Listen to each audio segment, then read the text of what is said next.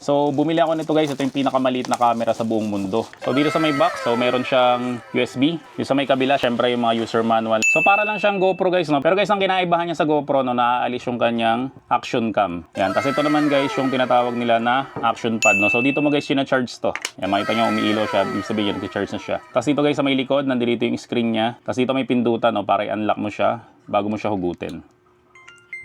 So dito muna tayo guys sa may main camera niya, no? Makikita nyo na halos kasi laki lang siya ng daliri ko. Pero guys, kahit maliit to, no, napaka-powerful nito, no, kasi kaya nito mag-shoot ng up to 4K. Bukod guys sa ginagamit to pan-charging, no, ginagamit rin to guys as monitor mo. Yan, makita nyo. Yan, hello, hello. Tapos kapag ni-rotate mo siya ng pagganito, automatic magro-rotate rin siya. Yon. So naka-landscape na siya. Hello, hello, hello. Tapos sa loob niya pa guys, no, nandito yung neck strap. Lalagay mo dyan.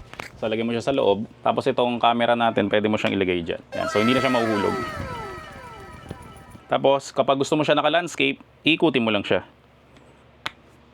Yan, so landscape na yan. Tapos meron rin siyang kasamang ganito guys, para siyang clip sa may sombrero, no? So meron siyang magnet dito sa may taas. So pwede mo siyang i-clip sa cap, no? Ito yung pinakagusto ko dito kasi nga mahilig ako mag-sombrero.